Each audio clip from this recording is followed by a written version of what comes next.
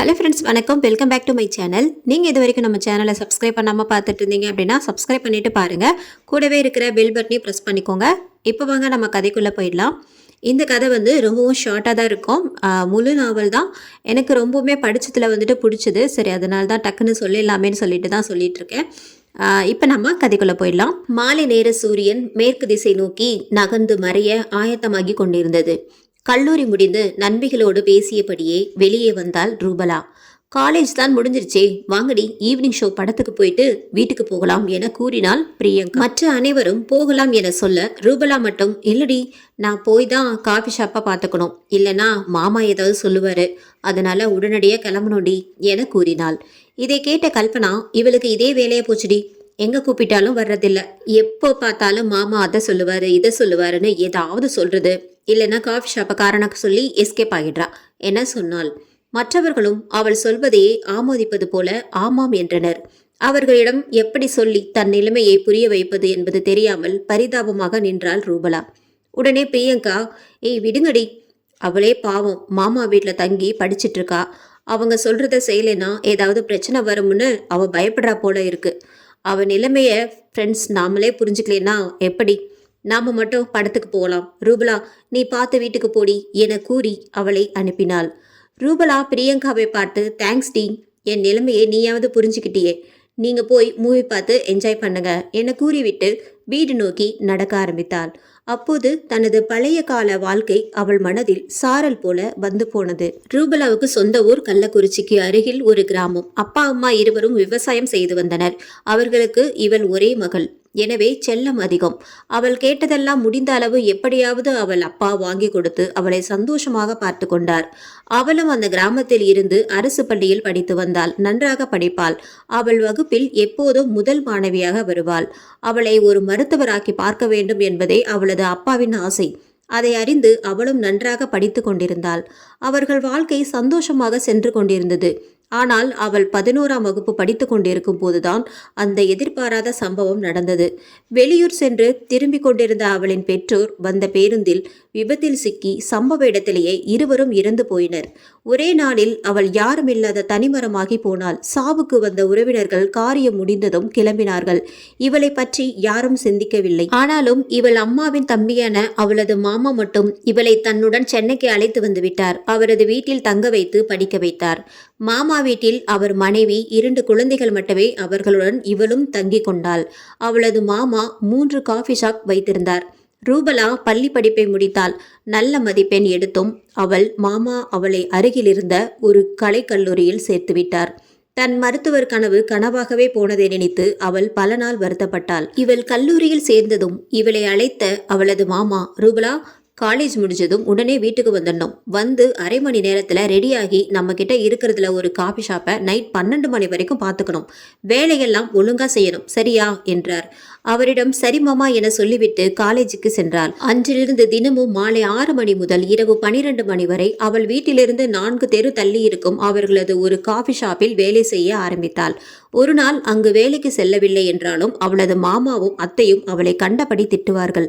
எனவே எப்படி இருந்தாலும் தவறாமல் வேலைக்கு சென்று விடுவாள். இதனால் தான் அவளது நண்பர்கள் படத்திற்கு அழைத்த போது இவளால் செல்ல முடியவில்லை. இதையெல்லாம் நினைத்து பார்த்து கொண்டே நடந்து வீட்டை அடைந்தாள். வீட்டிற்கு வந்து முகம் கை கால்கள் கழுவிவிட்டு கொஞ்சம் சாப்பிட்டு விட்டு கடைக்கு வேலைக்கு கிளம்பினாள். கடைக்கு சென்று இரவு லேட்டாக வரவேண்டியிருந்ததால் அவளுக்கு ஒரு ஸ்கூட்டியை மாமா வாங்கி கொடுத்தார். கடைக்கு சென்று வர மட்டுமே அந்த வண்டியை எடுக்க வேண்டும் என்று அவளது மாமா கூறியிருக்கிறார். அதனால் காலேஜுக்கு நடந்துதான் சென்று வருவாள். அந்த வண்டியை எடுத்துக்கொண்டு கடைக்கு கிளம்பினாள். கடைக்கு சென்று அங்கு வேலை செய்து கொண்டிருந்த வேலையாட்களுக்கு குட் ஈவினிங் சொல்லிவிட்டு தானும் வேலையை பார்க்க ஆரம்பித்தார். அந்த காஃபி ஷாப்பின் வேலை நேரம் இரவு 12 மணி வரை இருக்கும். கடையில் வேலை செய்பவர்கள் இரவு 9 மணிக்கு வேலை முடிந்து கிளம்பி விடுவார்கள். அதன் பிறகு ரூபலா மட்டுமே 9 மணியிலிருந்து 12 மணி வரை தனியே இந்த கடையை பார்த்து கொள்ள வேண்டும். இது அவளது மாமாவின் கட்டளை. அவளும் மறுப்பு எதுவும் சொல்லாமல் வேலை செய்தாள். ஏனெனில் இரவு நேரம் என்பதால் கஸ்டமர்ஸ் அதிகம் வரமாட்டார்கள். அந்த 3 மணி நேரத்தில் அதிகபட்சம் 10 பேர் வந்தாலே பெரிய விஷயம். அதனால் அவளும் அதை பெரிய விஷயமாக எடுத்துக்கொள்ளவில்லை. அங்கு இவள் வயதை விட 2 அல்லது 3 வயது பெரியவளான ஒரு பெண் வேலை செய்து கொண்டிருந்தாள். அவளிடம்தான் தன் கதையெல்லாம் கூறி ஆறுதல் அடைந்து கொள்வாள். அந்த பெண்ணும் இவளிடம் தன்னுடைய கஷ்டங்களை கூறுவாள். இவ்வாறு இருவரும் நெருங்கிய நண்பர்களாக மாறினார்கள். அந்த பெண்ணின் பெயர் ராதா. இவள் இன்று கடைக்கு வந்து வேலையை ஆரம்பித்த கொஞ்ச நேரத்தில் ராதா இவரிடம் வந்து, என்ன ரூபலா, காலேஜ் முடிஞ்சிடுச்சா? இன்னைக்கு சீக்கிரமா வந்த மாதிரி தெரியுது என கேட்டாள். ரூபலா, முடிஞ்சிடுச்சுக்கா, எப்பவும் வர டைம் தான் வந்திருக்கேன். இன்னைக்கு கூட ஃப்ரெண்ட்ஸ் எல்லாம் படத்துக்கு வந்தே ஆகணும்னு ரொம்ப கம்பல் பண்ணாங்க. அவங்களுக்கு என் நிலைமையை சொல்ல முடியாம சமாளிச்சுட்டு வர்றதுக்குள்ள ரொம்ப கஷ்டமா போச்சு என்றாள். அதற்கு ராதா, விடு ரூபலா, இதையெல்லாம் நினைச்சு ஃபீல் பண்ணாத. உனக்கு நல்ல நேரம் வரும். கண்டிப்பா பெரிய இடத்துக்கு வருவப்பார். நீங்க மட்டும்தான் இப்படி சொல்றீங்கக்கா. எனக்கு நம்பிக்கையே இல்லைக்கா. என் லைஃப் இப்படியே போயிடும்னு தான் தோணுது என விரக்தியாக கூறினாள் ரூபலா. அதற்கு ராதா, அப்படியெல்லாம் பேசாத ரூபலா, கண்டிப்பா உன் லைஃப் மாறும் என நம்பிக்கையாக ஒரு வார்த்தை கூறினாள். நல்ல நிலைமைக்கு வருவ என கூறிவிட்டு, சரி ரூபலா, நான் போய் வேலையை பார்க்கிறேன், நீயும் பாரு என கூறிவிட்டு சென்றாள். இரவு 9 மணி ஆனது. வேலை செய்து கொண்டிருந்த அனைவரும் ஒவ்வொருவராக கிளம்ப ஆரம்பித்தனர். கடைசியாக கிளம்பிய ராதா ரூபலாவிடம் வந்து, சரி ரூபலா, நான் கிளம்புறேன், நீ பார்த்து இரு. ஒவ்வொரு நாளும் நைட்டு உன்னை தனியாக விட்டுட்டு போக கஷ்டமா இருக்கு. உங்க மாமா கிட்ட சொல்லலாம்ல, நைட் ஷிஃப்ட்டுக்கு வேற ஆள் போட சொல்லி என கேட்டாள். இல்லக்கா, அவர் என்னை வீட்டில் இருந்து என்ன பண்ண போற, அங்கே இருந்து கடையை பார்த்துக்கோன்னு சொல்லி தான் இருக்க சொல்றாரு. அவர் எங்க வேற ஆள் போட போறாரு? சரிக்கா, டைம் ஆகிடுச்சு, நீங்க கிளம்புங்க, வீட்டில் ஏதாவது சொல்ல போறாங்க என்றாள் ரூபலா. அதற்கு ராதா, உன் நிலைமையை நினைச்சா கஷ்டமா இருக்கு. சரி ரூபலா, நீ பார்த்து இரு, நான் கிளம்புறேன் என கூறிவிட்டு புறப்பட்டு சென்றாள். அதன் பிறகு வந்த 3 கஸ்டமர்களுக்கு வேண்டியதை கொடுத்து முடித்துவிட்டு நேரம் பார்த்தால் மணி 10:30 என காட்டியது. கடையில் யாரும் இல்லை என்பதால் சிறிது ஓய்வெடுக்கலாம் என முடிவெடுத்து ஒரு டேபிளில் அமர்ந்து மொபைலை எடுத்து பார்த்து கொண்டிருந்தாள். அப்போது அவளது நண்பர்கள் வாட்ஸ்அப் குரூப்பில் ஒரு வீடியோ பகிரப்பட்டது. அதை ஓபன் செய்து பார்த்தாள். அதில் ஒரு செய்தி ஓடியது. அந்த செய்தியில், சென்னையில் தனியாக இருக்கும் பெண்களை குறிவைத்து ஒரு சைக்கோ தொடர் கொலைகளில் ஈடுபட்டு வருகிறான். இதுவரை அவன் கொலை செய்த 5 பெண்களின் உடல்களை நகரின் பல இடங்களில் இருந்து கண்டறிந்துள்ளனர். எனவே தனியாக பெண்கள் வெளியே செல்ல வேண்டாம் என காவல்துறை சார்பில் கேட்டுக்கொள்ளப்படுகிறது என அந்த செய்தி முடிந்தது. இதை பார்த்ததும் ரூபலாவுக்கு அவளை அறியாமல் உள்ளுக்குள் ஒரு இனம் புரியாத பயம் ஏற்பட்டது. கடையில் யாரும் இல்லை, நாமும் இப்போது தனியாக தானே இருக்கிறோம், எப்போது இப்படி தனியாக தான் இருப்பாள் என்றாலும் இந்த செய்தியை பார்த்த பிறகு அவளால் நார்மலாக இருக்க முடியவில்லை. இப்போது என்ன செய்வது என யோசித்துக் கொண்டிருக்கும் போது அந்த கடையின் கதவை வேகமாக திறந்து கொண்டு யாரோ உள்ளே நுழைவது போன்ற சத்தம் கேட்டது. உடனே இவள் கதவை நோக்கி திரும்பினாள். இந்த நேரத்தில் கதவு அருகில் எப்போதும் 0 வாட்ஸ் பல்பு மட்டுமே எரியும் என்பதால் உள்ளே நுழைவது யார் என சரியாக இவளுக்கு தெரியவில்லை. இவளுக்கு பயம் அதிகரித்தது. உடனே, யார் அது உள்ளே வருவது, உங்களுக்கு என்ன வேண்டும் என கேட்டாள். ஆனால் அந்த நபர் எதுவும் கூறாமல் கடையின் உள்ளே வந்தார். உள்ளே வந்த அந்த நபர் நேராக இவளை நோக்கிதான் வருவது போல தெரிந்தது. அவர் டியூப்லைட் வெளிச்சத்திற்கு வந்த பிறகுதான் அந்த நபர் அவளது மாமா என தெரிந்தது. அப்போதுதான் அவளுக்கு உயிரே வந்தது. உடனே சுதாரித்து கொண்டு, என்ன மாமா இந்த நேரத்துல வந்திருக்கீங்க என கேட்டாள். அதற்கு அவர், என்ன ரூபலா, ரொம்ப பதட்டமா இருக்கிற மாதிரி தெரியுது என கேட்டார். அதெல்லாம் ஒன்றும் இல்லை மாமா, வேலை செஞ்ச டயர்டு, அது அவ்வளோதான், வேற ஒன்றும் இல்லை. நீங்க சொல்லுங்க மாமா, என்ன இந்த நேரத்தில் வந்திருக்கீங்க என கேட்டாள். இல்லைம்மா, சும்மா அப்படியே கடையெல்லாம் எப்படி போகுதுன்னு பார்க்கலான்னு வந்தேன். 3 கடையையும் நாமளே தான் பார்க்க வேண்டியிருக்கு. அது போக குடும்ப பிரச்சனை வேற இருக்கு. உனக்கு தெரியாதா என்ன? அதனால பகல் நேரத்தில் மட்டும்தான் கடைக்கு வர முடியுது. நைட் டைம் எந்த கடையையும் பார்க்க முடியறதில்ல. இன்னைக்கு தான் கொஞ்சம் ஃப்ரீயாக இருந்தேன், அதான் அப்படியே பார்த்துட்டு போகலான்னு வந்தேன். அந்த 2 கடைக்கும் போயிட்டு தாம்மா இங்கே வந்தேன். வியாபாரம் எல்லாம் எப்படி போகுது ரூபலா என கேட்டார். அதெல்லாம் நல்லா போகுது மாமா. உங்ககிட்ட மேனேஜர் சொல்லியிருப்பாரே, கலெக்ஷன் அமௌண்ட் கொடுத்து கடை எப்படி போகுதுன்னு எல்லாம் தினமும் சொல்லுவாரே மாமா என்றாள். சொல்லுவாரு ரூபலா, இருந்தாலும் நாமளும் அதெல்லாம் ஒரு டைம் சரியா இருக்கான்னு பார்க்கணும்ல, அதான் வந்தேன் என கூறிவிட்டு ஒரு காஃபி போட்டு எடுத்துட்டு வாமா என கேட்டார். ரூபலா சென்று காஃபி போட்டு கொண்டு வந்து அவரிடம் கொடுத்தாள். அதை வாங்கி குடித்தபடி, நைட் டைம்ல கஸ்டமர்ஸ் எல்லாம் எந்த அளவு வராங்க என கேட்டார். அதற்கு அவள், வருவாங்க மாமா, அதிகம்னு சொல்ல முடியாது, ஒரு 10-12 கஸ்டமர்ஸ் வருவாங்க. சில டைம் அதிகமாக வரலாம், இல்லைன்னா கம்மியாக வரலாம். இவ்வளோ பேர் தான் வருவாங்கன்னு சரியா சொல்ல முடியாது மாமா என்றாள். அதை கேட்டுக்கொண்டே காஃபியை குடித்துவிட்டு, சரி ரூபலா, டைம் ஆகுது, நான் கிளம்புறேன். 12 மணி ஆனதும் நீ கடையை பூட்டிட்டு பார்த்து வீட்டுக்கு வா என சொல்லிவிட்டு கிளம்பினார். அதன் பிறகும் தனியா இருக்க பயமாக இருந்தது. மனம் முழுவதும் அந்த சைக்கோ கொலைகாரனை பற்றியே சிந்தித்துக் கொண்டிருந்தது. மாமா வந்துவிட்டு போன பிறகு கடைக்கு ஒருவரும் வரவில்லை. எப்போ 12 மணி ஆகும் என கடிகாரத்தையே பார்த்து கொண்டிருந்தாள். எப்படியோ மணி 12ஐ தொட்டதும் உடனே கடையை பூட்டிவிட்டு வீட்டுக்கு வந்து சேர்ந்தாள். அதன் பிறகுதான் அவளுக்கு நிம்மதியாக இருந்தது. அந்த சைக்கோவை போலீஸ் சீக்கிரம் பிடிச்சிட்டா நல்லா இருக்கும் என நினைத்தாள். அப்படியே சிறிது நேரம் தூங்கியும் போனாள். மறுநாள் வழக்கம் போல கல்லூரிக்கு சென்றார். நேற்று நடந்ததை பற்றி யாரிடமாவது சொல்ல வேண்டும் போலவே இருந்தது. ஆனால் தனது ஃப்ரெண்ட்ஸ் கிட்ட சொன்னா எங்கே நான் பயந்ததை வைத்து என்னை கலாய்ப்பார்களோ என பயந்து கல்லூரியில் யாரிடமும் சொல்லாமல் கடைக்கு போய் ராதா அக்காவிடம் சொல்லலாம் என முடிவெடுத்தாள். கல்லூரி முடித்து வந்ததும் உடனே கடைக்கு சென்ற அவள் சிறிது நேரம் வேலை பார்த்த பிறகு ராதாவிடம் சென்று நேற்று நடந்ததை பற்றி கூற ஆரம்பித்தாள். அக்கா, நேற்று நைட் நீங்கள் எல்லாம் போன பிறகு எனக்கு வாட்ஸ்அப்பில் ஒரு மெசேஜ் வந்துச்சு. அதை ஓப்பன் பண்ணி பார்த்தா ஒரு நியூஸ் ஓடுச்சு. அதில் ஒரு சைக்கோ கொலைகாரன் பெண்களை கொலை பண்ணுறதாவும் அதனால் பெண்கள் தனியாக வெளியே போக வேண்டாம் அப்படின்னு சொன்னாங்க. அதை பார்த்துட்டு நான் பயத்தில் இருக்கும்போது திடீர்னு யாரோ கடைக்குள்ளே வர மாதிரி தெரிஞ்சுது. உடனே நான் அந்த சைக்கோ தான் வந்துட்டான்னு நினச்சி பயந்துட்டேன். ஆனால் வந்தது யாருன்னு பார்த்தா மாமா தான் வந்திருந்தாரு. அவரை பார்த்ததுக்கப்புறம் தான் எனக்கு உயிரே வந்துச்சு. அவர் கொஞ்ச நேரம் கடையை பற்றி கேட்டுட்டு அப்புறம் கிளம்பிட்டாரு. எனக்கு தான் அவர் போன பிறகும் ரொம்ப பயமாக இருந்துச்சு என்று சொன்னாள். இதையெல்லாம் கேட்ட ராதா, ஆமா ரூபலா, நான் கூட இதை பற்றி கேள்விப்பட்டேன். இதை பற்றி தெரிஞ்சதுக்கப்புறம் நீ நைட்டில் தனியாக இருக்கிறது சரியில்லை. இன்னைக்கு உங்கள் மாமா கிட்ட சொல்லிட்டு வீட்டுக்கு போயிடு என கூறினாள். அதற்கு ரூபலா, இல்லைக்கா, நான் இதை சொல்லி வீட்டுக்கு போகிறேன்னு சொன்னால் வேலை செய்யாமல் இருக்கிறதுக்கு தான் சொல்கிறேன் அப்படின்னு ஏதாவது சொல்லுவாங்க. அதனால் எப்பவும் போல வேலை முடிச்சுட்டே போகிறேன்க்கா என்றாள். அப்புறம் போலீஸ் ரவுண்ட்ஸில் தான் இருக்கிறதா சொன்னாங்க. ஏதாவது பிரச்சனைன்னு வந்தால் கால் பண்ண சொல்லி அனௌன்ஸ்மெண்ட் பண்ணியிருக்காங்க. ப்ராப்ளம் ஏதாவது வந்தால் நான் ஃபோன் பண்ணி இன்ஃபார்ம் பண்ணிவிடுவேன். நீங்கள் பயப்படாதீங்கக்கா.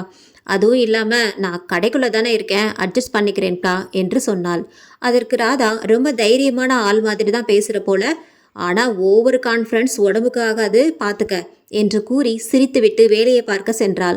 உள்ளுக்குள் இருந்த பயத்தை வெளிக்காட்டாமல் ரூபலாவும் அதற்கு சிரித்தாள். இரவு 9 மணி ஆனதும் வழக்கம் போல அனைவரும் கிளம்ப ரூபலாவின் அருகே வந்த ராதா, எனக்கு என்னவோ இன்னைக்கு உன்னை தனியாக விட்டுட்டு போக மனசே இல்லை. நான் வேணா ஒரு டைம் உங்கள் மாமா கிட்ட பேசி பார்க்கவா என கேட்டாள். ஆனால் ரூபலா, இல்லைக்கா வேணாம், மாமா கிட்ட எதுவும் சொல்ல வேண்டாம், நான் பார்த்துக்கிறேன், நீங்கள் பார்த்து சீக்கிரம் வீட்டுக்கு போங்க என்று அவளை அனுப்பி வைத்தாள். ராதாவோ அவளை பார்த்து, ஜாக்கிரதையாக இரு ரூபலா, கடையை விட்டு வெளியே போகாதே, ஏதாவது பிரச்சனைனா கால் பண்ணு சரியா என எச்சரித்து விட்டு கிளம்பினாள். அனைவரும் சென்ற பிறகு ரூபலா தனியே அந்த கடையில் இருந்தாள். இன்று அவர்கள் சென்ற பிறகு ஒரு கஸ்டமர் கூட கடைக்கு வரவில்லை. இவளுக்கு தனியாக இருப்பது பயமாக இருந்ததால் பயம் தெரியாமல் இருக்க மொபைலை எடுத்து தனக்கு பிடித்த பாடல்களை யூடியூப்பில் பார்க்க ஆரம்பித்தாள். நேரம் சென்று கொண்டே இருந்தது. ஆனால் யாரும் கடைக்கு வருவது போல தெரியவில்லை. மணியை பார்த்தால் மணி 11ஐ நெருங்கியது. ரொம்ப நேரம் பார்த்ததால் போனில் சார்ஜ் தீர்ந்து சுவிட்ச் ஆஃப் ஆகியது. அவளும் போன் ஆஃப் ஆகிவிட்டதால் கடுப்பாகி என்ன செய்வது என தெரியாமல் யோசித்து ஒரு காஃபி குடிக்கலாம், கொஞ்சம் டென்ஷன் குறையும் என முடிவு செய்து ஒரு காஃபி தயார் செய்து கொண்டு ஒரு டேபிளில் அமர்ந்து குடிக்க ஆரம்பித்தாள். மணி சரியாக 11:15 என கடையில் இருந்த கடிகாரத்தில் காட்டியது. இவள் காஃபியை ரசித்து குடித்து கொண்டிருக்கும் போது யாரோ ஒருவர் கடைக்குள் நுழைவது போல சத்தம் கேட்டது. திடீரென கேட்ட அந்த சத்தத்தால் ரூபலா பயந்து போய் திரும்பி வாசலை பார்த்தாள். அங்கே ஒரு பெண் வந்து கொண்டிருந்தாள். அவள் முகம், கைகளில் எல்லாம் இரத்த காயங்கள் இருந்தன. அவளால் சரியாக நடக்கக்கூட முடியவில்லை. சிறிது நொண்டியபடியே அந்த கடைக்குள்ளே உள்ளே அந்த பெண் நுழைந்தாள். அவள் கண்களில் மரண பயம் தெரிந்தது. அவள் மிகவும் பதட்டமாக இருந்தாள். அந்த பெண்ணை பார்த்த ரூபலாவுக்கு என்ன செய்வது என்றே தெரியவில்லை. அந்த பெண் கலங்கிய கண்களுடனும் ஆங்காங்கே இரத்த வலியும் முகத்துடனும் மெதுவாக நடந்து ரூபலாவின் அருகில் வந்தாள். ரூபலா ஒன்றும் புரியாமல் நின்று கொண்டிருந்தாள். ஆனால் சிறிது நேரத்தில் நிலைமையை புரிந்து கொண்ட ரூபலா, நீங்க யாருங்க, உங்களுக்கு என்னாச்சு, ஏன் உடம்பெல்லாம் காயமா இருக்கு என கேட்டாள். அதற்கு அந்த பெண், என்னை காப்பாத்துங்க ப்ளீஸ், என்னை காப்பாத்துங்க, என்னை ஒருத்தன் கொல்ல பார்த்தான், நான் அவன்கிட்ட இருந்து தப்பிச்சு ஓடி வந்துட்டேன். அப்போ ஆன காயங்கள் தான் இதெல்லாம். ஆனா அவன் என்னை துரத்திட்டு வந்துட்டு இருக்கான். கண்டிப்பா என்னை கண்டுபிடிச்சு இங்க வந்துடுவான். ப்ளீஸ் என்னை காப்பாத்துங்க, உடனே இதை போலீஸ்க்கு இன்ஃபார்ம் பண்ணுங்க என்று கூறி அழுதாள். இதை கேட்ட ரூபலா அந்த பெண்ணிடம், ஒன்று பயப்படாதீங்க, நான் இருக்கேன், உங்களுக்கு ஒன்றும் ஆகாது, நான் போலீஸ்கிட்ட இதை சொல்லிடுறேன். ஆனா நீங்க முதல்ல பாத்ரூம் போய் முகம் கழுவிட்டு வாங்க, ஒரே ரத்தமா இருக்கு, வந்து ஒரு காஃபி குடிங்க, கொஞ்சம் ரிலாக்ஸ் பண்ணுங்க, உங்களுக்கு ஒன்றும் ஆகாது.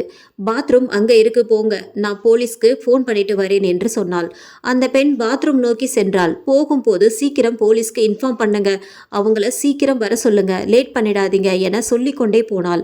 அதை கேட்டு நான் சொல்லிடுறேன், நீங்க முகம் கழுவிட்டு வாங்க என சொல்லிவிட்டு தனது போனை எடுத்தாள். ஆனால் அது ஏற்கனவே சுவிட்ச் ஆஃப் ஆகி இருந்ததால் வெளியே பக்கத்து கடைக்கு சென்று போன் பண்ணிட்டு வரலாம் என வெளியே வந்தாள்.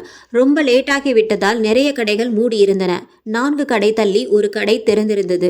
எனவே அங்கு சென்று போலீஸ்க்கு போன் செய்து விவரங்களை அனைத்தும் சொன்னாள். அட்ரஸ் சொல்லுங்க, உடனே நாங்க அங்க வரோம், அது வரைக்கும் கொஞ்சம் சேஃபா இருங்க என்று சொன்னார்கள். இவளும் அட்ரஸ் சொல்லிவிட்டு மீண்டும் கடையை நோக்கி வந்தாள். இவள் மீண்டும் கடைக்கு வந்து கொண்டிருக்கும் போது ஒரு வேன் அந்த காஃபி ஷாப்புக்கு முன் வந்து நின்றது. அதிலிருந்து ஒருவன் இறங்கி கடைக்குள் செல்ல ஆரம்பித்தான். இதனை கண்ட ரூபலா உடனே ஓடி வந்து கடைக்குள் நுழைந்து அவனை தடுத்து அவனிடம், உங்களுக்கு என்ன சார் வேண்டும்? டைம் ஆச்சு சார், கடையை மூட போகிறோம், உங்களுக்கு ஏதாவது வேண்டும் என்றால் வேறு கடைக்கு சென்று சாப்பிடுங்கள் என கூறினாள். ஆனால் அவன் இவளை பார்த்து ஒரு மாதிரியாக சிரித்து கொண்டே 12 மணி வரை கடை இருக்கும் என்று போர்டில் போட்டிருக்கு, ஆனால் இப்போ 11:30 மணிக்கே மூட போவதாக சொல்றீங்க என கேட்டான். அவன் இவளிடம் பேசினாலும் அவனது கண்கள் கடைக்குள் யாரையோ தேடுவது போல துளாவியது. இதனை கவனித்த ரூபலாவுக்கு இவன் அந்த பெண்ணை தான் தேடி வந்திருக்கிறான் என புரிந்தது. இப்போது ரூபலாவுக்கு அந்த பெண் பாத்ரூமை விட்டு வெளியே வந்து விடக்கூடாது என்று பதட்டமாக இருந்தது. அவள் அடுத்து என்ன செய்யலாம் என யோசித்துக் கொண்டிருக்கும் போது மீண்டும் அவன் ஒரு மாதிரியாக சிரிக்க ஆரம்பித்தான். அதை பார்த்த ரூபலாவுக்கு கை கால்கள் நடுக்க ஆரம்பித்தது. வித்தியாசமான குரலில் அவன், என்ன மேடம், எனக்கு ஒரு கப் காஃபி கிடைக்குமா, கிடைக்காதா என கேட்டபடியே கடையை சுற்றி பார்த்தான். அதற்கு அவள், இல்ல சார், ரொம்ப நேரமா யாரும் வரல, அதனால கடையை மூடலாம் என்று எல்லாவற்றையும் எடுத்து வைத்து விட்டேன், இனிமேல் காஃபி ரெடி பண்றது கஷ்டம் என கூறினாள். அதற்கு அவன், அப்படியா, சரி, எனக்கு இன்று காஃபி கிடைக்காது போலிருக்கிறதே என்று கூறியபடியே, நீங்கள் மட்டும் தனியா இருக்கீங்களா, இல்ல கடையில் இன்னும் வேற யாராவது இருக்கிறார்களா என கேட்டுக்கொண்டே இவளை தாண்டி கடைக்குள் செல்ல ஆரம்பித்தான். இதற்கு என்ன பதில் சொல்வது என அவள் யோசித்துக் கொண்டிருக்கும் போதே பாத்ரூம் கதவு திறப்பது போன்ற சத்தம் கேட்டது. அந்த பெண் வெளியே வருகிறாள் போலிருக்கிறது, இனிமேலும் அமைதியாக இருந்தால் ஆபத்து என ரூபலாவுக்கு புரிந்தது. உடனே அவன் எதிர்பாராத சமயத்தில் அருகில் இருந்த பீங்கான் தட்டை எடுத்து அவன் தலையில் அடித்தாள். அவன் தலையை பிடித்துக்கொண்டு கீழே விழுந்தான். மேலும் ரூபலா அவனை விடாமல் கையில் கிடைத்த அனைத்து பொருட்களையும் கொண்டு கண்முடித்தனமாக தாக்க தொடங்கினாள். அவன் அலறியபடி எழ முடியாமல் தடுமாறினான். அப்போது பாத்ரூமிலிருந்து அந்த பெண் வெளியே வந்தாள். ஆனால் இப்போது அந்த பெண்ணை பார்ப்பதற்கு சற்று வித்தியாசமாக தெரிந்தது. வெளியே வந்த அந்த பெண் சத்தமாகவும் அதே சமயம் விசித்திரமாகவும் சிரித்தபடி அவனுக்கு அருகே வந்து கொண்டிருந்தாள். அந்த பெண் சிரித்தபடி, மாட்டிக்கிட்டியா, இனிமே உன்னால தப்பிக்க முடியாதுடா, நீ அவ்வளவுதான் என பேசிக்கொண்டே அருகில் வந்து கொண்டிருந்தாள். முன்பு பார்த்ததற்கும் இப்போது பார்ப்பதற்கும் அந்த பெண்ணிடம் நிறைய வித்தியாசங்கள் இருப்பதை பார்த்த ரூபலாவுக்கு வியப்பாக இருந்தது. ஏனெனில் அந்த பெண்ணின் நடை வித்தியாசமாக இருந்தது. அந்த பெண்ணின் முகத்தில் ஒரு ஏளன சிரிப்பு காணப்பட்டது. இவ்வளவு நேரம் அழுது கொண்டிருந்தவள் திடீரென சிரிப்பதும் அவள் அவ்வாறு பேசுவதும் மர்மமாக இருப்பதாக ரூபலாவுக்கு தோன்றியது. அருகே வந்த அந்த பெண்ணை பார்த்த அவன் அரை மயக்கத்தில், நீ எப்படி இங்க, எப்படி என கேட்டவாறு மயங்கினான். அப்போது வெளியே போலீஸ் வண்டியின் சைரன் சத்தம் கேட்டது. ரூபலா அந்த பெண்ணிடம், போலீஸ் வந்துவிட்டது, நான் போய் அவங்களை உள்ளே அழைச்சிட்டு வரேன், நீ இங்கே இருந்து இவனை பார்த்துக்கோ என்றவாறு வெளியே சென்றாள். அதே நேரம் வெளியே சென்ற ரூபலாவை போலீஸ் யார் என விசாரிக்க, நான் தான் சார் உங்களுக்கு போன் செய்தேன், அந்த பெண்ணை தேடி அவன் கடைக்குள்ளேயே வந்து விட்டான், எனவே அவனை அடித்து விட்டேன், அவன் மயக்கமாக உள்ளே கிடக்கிறான் என கூறினாள். அப்படியா, வாங்க உள்ள போய் பார்க்கலாம் என்று கூறியபடி உள்ளே வந்த போலீஸ் கீழே விழுந்து கிடந்தவனை பார்த்து இவன் யாராக இருக்கும் என யோசித்தார்கள். பின் ரூபலாவிடம் திரும்பி, ஒரு பெண் வந்ததாக சொன்னீங்களே, அந்த பெண் எங்க என கேட்டனர். அப்போதுதான் அந்த பெண் அங்கு இல்லாததை ரூபலாவும் கவனித்தாள். இங்குதானே இருந்தால், ஒருவேளை மீண்டும் பாத்ரூம் சென்றிருக்கலாம் என கூறினாள்.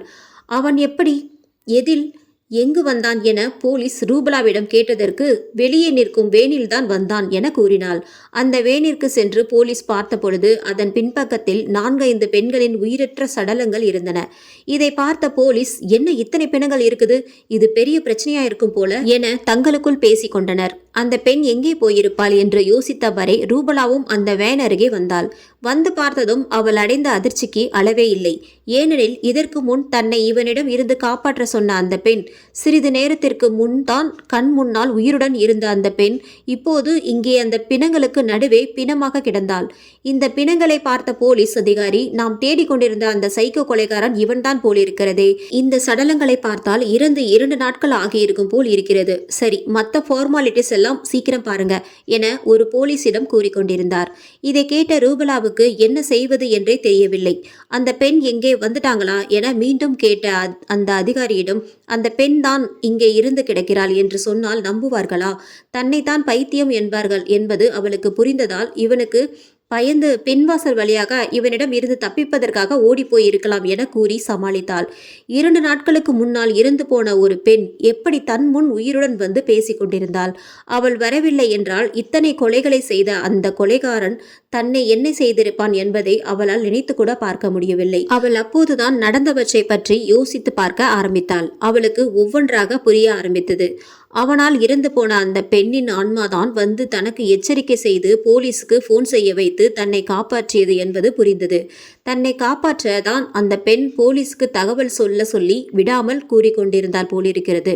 அந்த பெண் அவனால் கொல்லப்பட்டதால் தான் மீண்டும் அவளை பார்த்தபோது அவள் எப்படி இங்கு வந்திருப்பாள் என அவன் அவளை பார்த்து கேட்டதும் ரூபலாவுக்கு ஞாபகம் வந்தது. அப்படியென்றால் அவன் கடைக்குள் தேடியது அந்த பெண்ணை இல்லை, வேறு யாரும் இல்லை என்றால் தன்னை ஏதாவது செய்யத்தான் கடைக்குள் யாரெல்லாம் இருக்கிறார்கள் என கேட்டிருக்கிறான் என்பது அவளுக்கு புரிந்தது. தான் இறந்தாலும் இன்னொரு பெண்ணை காப்பாற்ற வந்த அந்த பெண்ணின் ஆன்மாவுக்கு மானசீகமாக தனது நன்றியை தெரிவித்தாள். அதற்குள் கடையின் ஓனர் என்ற முறையில் அவளது மாமாவுக்கு தகவல் சொல்லப்பட்டது. உடனே அங்கு வந்து அவரிடம், என்ன சார், இப்படியா ஒரு வயசு பொண்ணை நைட் டைம்ல தனியா கடையில விடுறது? ஏதாவது விபரீதமா ஆகியிருந்தா என்ன பண்ணுவீங்க? இனிமே இப்படி பண்ணாதீங்க சார் என்றனர். அவளது மாமாவும் ரூபலாவிடம், சாரி ரூபலா, இந்த கொலகாரனை பற்றி நானும் கேள்விப்பட்டேன். ஆனா உன்னை பத்தி யோசிக்காம விட்டுட்டேன். இனிமே நீ நைட் தனியா இங்க இருக்க வேணாம். எல்லாரும் கிளம்பும் போதே நீயும் வீட்டுக்கு வந்துடு. நைட் ஷிஃப்ட்டுக்கு வேற ஆள் போட்டுக்கலாம் என்றார். சந்தோஷத்துடன் சரி மாமா என சொல்லிவிட்டு அந்த பெண்ணை மீண்டும் நன்றியோடு நினைத்து பார்த்தாள். அந்த கொலைகாரனை கைது செய்து போலீஸ் அழைத்து சென்றனர். ரூபலாவும் அவளது மாமாவும் கடையை பூட்டிவிட்டு வீட்டுக்கு சென்றனர். மறுநாள் மாலை கடைக்கு வந்து நேற்று நடந்தவற்றை ராதாவிடம் சொல்லிக் கொண்டிருந்தாள். அதையெல்லாம் கேட்டுக்கொண்டிருந்த ராதா, நீ சொல்வதையெல்லாம் நம்ப முடியவில்லை என்றாலும் உன் நல்ல மனதிற்கு அந்த பெண்ணின் ஆன்மா மட்டுமல்ல, கடவுளே வந்து உதவி செய்தாலும் ஆச்சரியமில்லை ரூபலா என்று கூறினாள். மேலும் அந்த பெண்ணின் உதவியால் இப்போது நீ நன்றாக இருக்கிறாய், அதுவே எனக்கு சந்தோஷம் என கூறினாள். ரூபலாவும், ஆமாக்கா, மாமாவும் இனிமே நைட் தனியா இருக்க வேணான்னு சொல்லிட்டாரு. கெட்டதிலையும் ஒரு நல்லது நடந்துச்சு என கூறி சிரித்தாள்.